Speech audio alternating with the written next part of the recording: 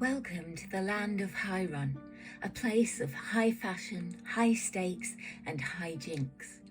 I suppose I ought to introduce myself, and I will, in time, but this story doesn't begin with me. Instead, let me take you to the town of Highport, with Seth, a half-orc ranger. He has travelled there for the upcoming festivities, and as he settled into his room in the Goose Tavern, he could hear the hustle and bustle of preparation and setting up.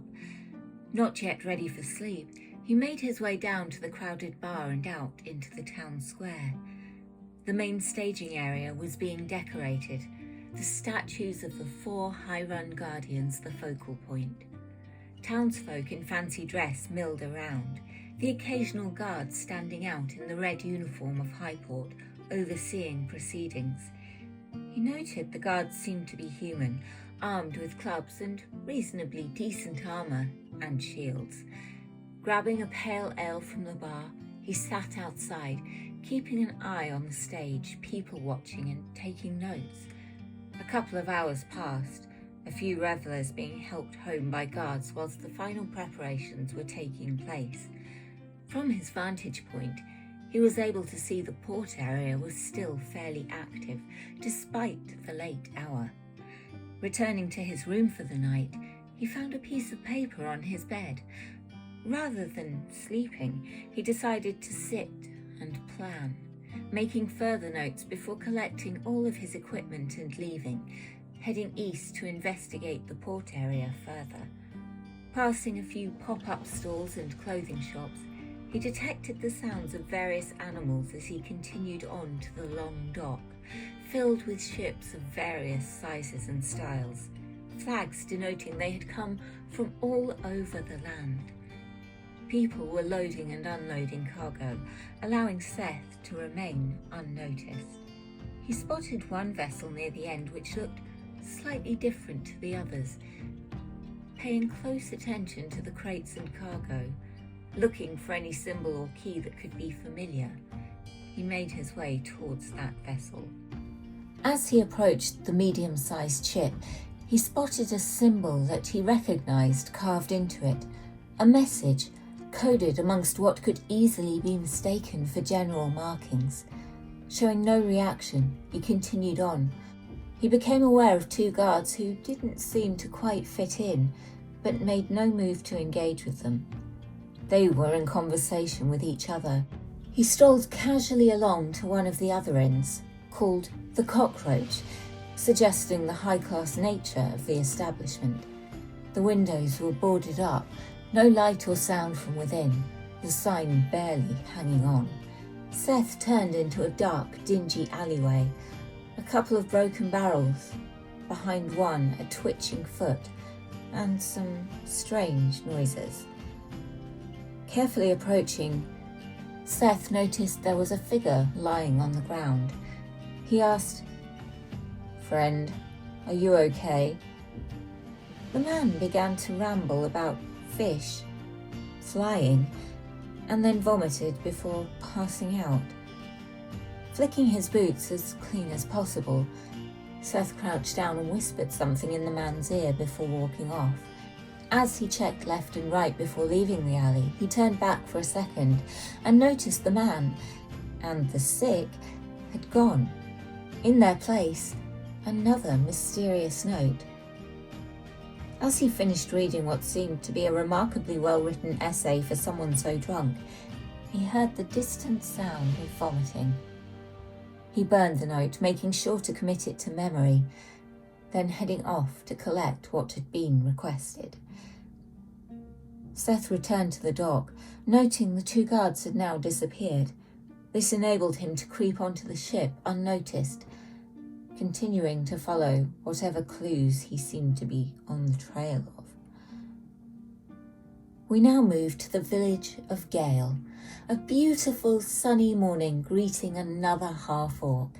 This one, just 16, named Bustin Grieber, in a small bedroom, furnished for a race far tinier than the 6'1" barbarian occupying it.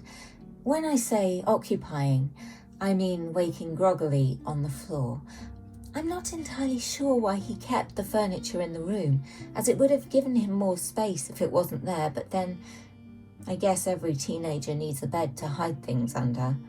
A knock on the door followed by a voice asking, "Are you awake?" As he grunted an affirmation, an elderly female gnome, Lo, came in with a bowl of porridge asking how he had slept. She was so excited and proud that he'd be going to his first festival, but first she wanted to have a chat with him once he'd had his breakfast, informing him that his two friends, Lily and Rob, had already gone on ahead. As he got himself dressed, he managed to knock yet another lamp flying. The voice of his adopted father, Poe, shouting not to worry, indicating that this was something of a regular occurrence. He managed to get the rest of his clothes on without any further destruction. Buston made his way down the gnome-sized stairs, ushered by Lo into a gnome-sized chair, a miniature cup of tea thrust upon him, along with 5 gold pieces so he could buy himself a nice apple. Probably not a MacBook, but perhaps a refurbished iPhone 4? Poe began to explain to him that now he was 16, he would have urges, and then proceeded to go into great detail about the mechanics of reproduction which, due to YouTube regulations, I'm afraid I cannot repeat. As Lo and Poe made their way upstairs to reenact the lesson that had just been given, Bustin made his way out to the garden to look for some leaves. It would seem that gnomes like to do things a little differently to the rest of us, as Bustin uprooted an entire plant, apparently under the impression that it may come in useful somehow for preventing unwanted pregnancy. His gold in one hand and vegetation in the other, he began to head towards the festival. He passed through a small woodland area along a well-travelled natural path. Others dressed in green were also making their way in the same direction. Whilst not dressed in green himself, Bustin did note that a green patch had been sewn on to his clothing. He could see stalls, and as he drew closer, the sounds of celebration began to fill the air. A large wooden door, manned by a genial guard, led to the main festival area. Overwhelmed by such an experience, he wandered round, looking at the shops and stalls. He became aware that he was more shabbily dressed than many of the other people there, and headed towards the clothing shop, ignoring the cheaper pop-up stalls. Spotting someone dressed in a style he liked, he went in to get himself some new threads, minus the sunglasses. He accepted a cigarette, allowing the man to light it for him. Anxious to fit in, Bustin followed the instructions on how to inhale. He passed on the mankini and selected a pair of black jeans and a top. The first natural one roll resulted in him emerging from the changing room, looking a little like the Incredible Hulk. The shopkeeper, immediately realising this was not the right look for Bustin, dressed him in a black fur coat and a pair of platform boots. When it came to payment, Bustin reached for 3 gold, and the shopkeeper offered him the goods for 2 gold plus a chicken? Apparently they are quite rare in Hairun. The now 6'6" Bustin was drawing what he interpreted as appreciative and admiring glances as he left the premises. Newly confident, he made a full circuit of the market area, keeping an eye out for his friends Lily and Rock. He found himself heading southwards, where there were fewer people and many ships. People of all colours and races whom Bustin had never encountered before mesmerised him as he walked towards the ships, heading to the posher end of the dock where the luxury charter yachts were berthed. Finally, for the first time, as he reached the end of the dock area, he caught his first ever sight of the 4 guardian statues. People crowded the area, grouped in the colours of each statue: blue, purple, green and gold. The green statue was the only one that was familiar to him, being the one he had heard Lo and Poe talking about from time to time. It was covered with markings, perhaps symbols, but he couldn't decipher whatever others seemed to be seeing. He swaggered towards the green statue, in front of which was an offering bowl, as, indeed, each statue had. As he approached, the guards tried to prevent him from climbing onto the stage, in order to give an offering to the statue he knew as Earth, but that others called Icky, Sticky, or the Grail. It seems the Guardians have as many different names as the artist formerly known as Prince. As instructed, Bustin joined the queue. We now go slightly back in time to another village called Summerin, and a very homely home. My home. Well, technically it's my parents' home and I live in the basement. Don't judge me. I may be 28, but as I see it, I help out my mother, Fayara, with her job as a healer.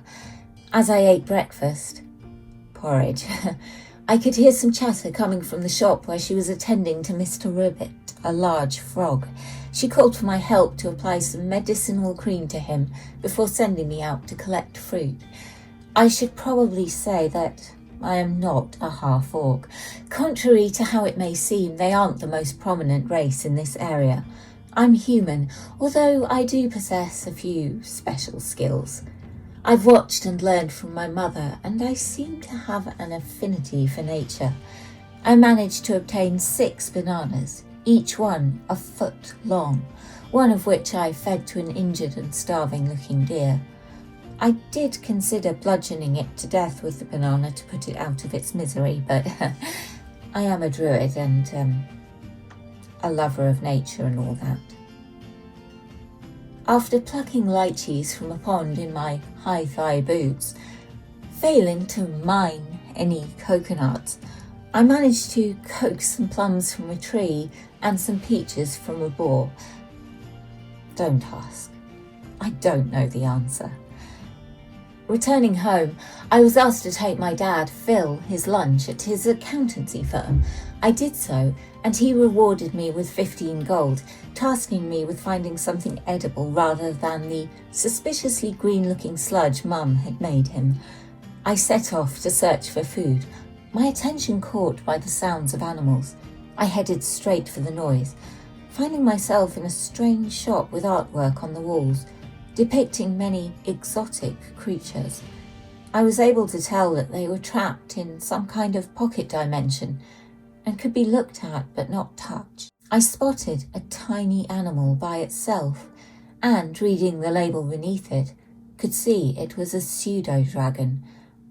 150 gold to purchase. I tried to talk to it, but it just stared at me sadly. Whatever magical barrier was in place, I couldn't break it. I tried to persuade the shopkeeper to bring it out, but ended up convincing him that I was slightly unhinged. Something that seems to happen to me quite a bit. I made my way back to the main stage area of the festival, determined to find a way to earn the gold I needed for that dragon. I saw a large man, green skin, a black fur coat and boots that the 70s want back, standing in line before the Green Guardian I know as Sheila. He looked like he might be able to help, so I approached him and asked if he was looking to hire any girls. He started going on about consent and some other things which made me quickly realise my error. I complimented him on his confidence for wearing such an incredible outfit, and it was then I noticed a second half-orc who looked more like he might be what I was looking for. Thinking about it now, it would have been far more sensible to go back and ask my dad for the money rather than attempting to sell myself. But it's clear from the difficulty I had obtaining some of the fruit earlier, I have certain skills I need to work on. Whilst this conversation was taking place, Seth, who for some unknown reason was now being played by someone called Andy, was sitting in his chair, observing the crowd and idly tossing a gold coin, the sunlight glinting off it. His attention focused on the half-orc who looked like a member of KISS. A small child approached to ask him for money. He drew a knife, told her to fuck off, and she apologised and began to rapidly leave. He grabbed her and tossed a bronze coin over in the opposite direction, telling her to fetch it, not moving his eyes from Bustin. I approached and warned him that he might not want to flash his gold around, as it may not seem much to him, but to a few folk round here, it's an awful lot. We had a brief discussion where I learned he's quite wealthy, but he never took his eyes from Bustin. Now, I'm certainly no expert on fashion, but I can't help thinking he was coveting that coat. Sensing he was being watched and realising that the queue was quite long, Bustin headed over, his first thought being, "Dad!" He uttered the word and Seth replied, "No," and persuaded him to sit down. A barman came over and set down 3 pints. Being underage, Bustin immediately downed his. Seth asked how old he was and, upon learning he was 16, ordered another round. My immediate reaction was, oh shit. I'd had no idea I had been asking a teenager if he was in the business of providing companions for money. It does explain his fashion choices though. Clearly he's going through his goth phase. Seth wanted to know more about the pseudo-dragon, and I told him I needed 150 gold to buy it. I couldn't stand to think of it locked away, so sad and lonely. I don't like to see animals in captivity, but I do know that it's probably unwise to set all of them free. Nobody wants a triceratops, a mammoth, or a traxigor rampaging about their town. Seth gave me 2 choices. I could owe him a favour or earn it in his bedroom. I'm not much good at cleaning, but I said I'd give it a go. It turns out that's not quite what he was referring to, so I opted for the favour. I mean, he managed to call me fat, old, and implied I had loose morals. Not the best way to woo a woman. He asked if I knew any magic, so I reached discreetly under the table and cast the light cantrip on his crotch.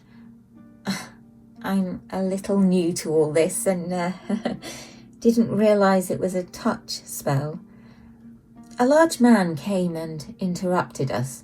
Seth tried to intimidate him, which involved holding a knife between the man's legs and offering to remove an appendage. But something about the man made him change his mind. He sat down and told us that the gift was coming in the next half hour, and that's something we wouldn't want to miss. I was keen to rescue the dragon, but Seth said that we'd make a deal.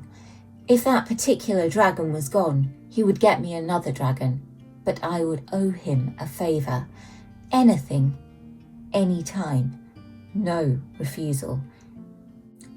He held out his hand for me to shake on it, which I did, again casting the light cantrip, this time on his hand. I had the feeling that this stranger was strongly suggesting that we don't want to miss the big ceremony. Seth, seeing the man had a knife almost the same as his, seemed to have some kind of understanding which made him less inclined to perform unlicensed surgery. Bustin was swaying gently. It's hard for someone whose skin is already green to look even greener, but somehow he was managing it. So now we sit at the table and wait, ready for the gift to arrive. And this is where, for now, we will leave my companions and I.